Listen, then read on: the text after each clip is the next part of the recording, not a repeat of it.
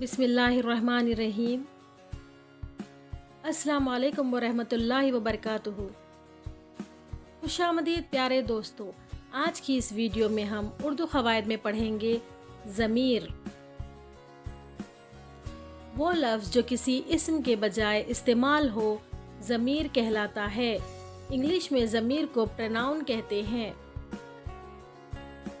ज़मीर का इस्तेमाल इसलिए किया जाता है कि बार बार असल नाम को दोहराने से जुमले या बात में खूबसूरती नहीं रहती। यहाँ आपको चंद मिसालें दी गई है। आप, तुम, वो, मेरा, उनका, तुम्हारा, उसका, हम, ये तमाम ज़मीर कहलाएंगे।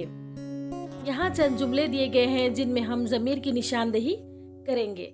ज़की को उसकी किताब वापस दे दो। इस जुमले में ज़की को उसकी, यहाँ उसकी नाम के बजाय इस्तेमाल किया गया है, इसलिए वो ज़मीर कहलाएगा।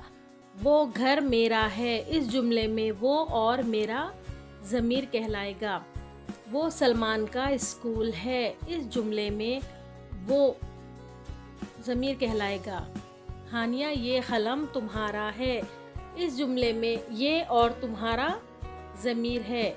यहाँ हानिया का नाम दोहराने के बजाय तुम्हारा कहा गया है, इसलिए तुम्हारा ज़मीर कहलाएगा। महरोज़ ये फूल आपके हैं। इस जुमले में ये और आपके ज़मीर कहलाएंगे।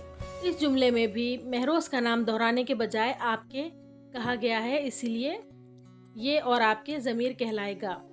उम्मीद करती हूँ आपको ज़मीर किसे कहते हैं समझ में आया होगा। अगर अभी तक आपने मेरे क्रिएटिव दानिश चैनल को सब्सक्राइब नहीं किया है तो प्लीज़ सब्सक्राइब कीजिए। जज़ाकल्लाहु खैरन कसीरा।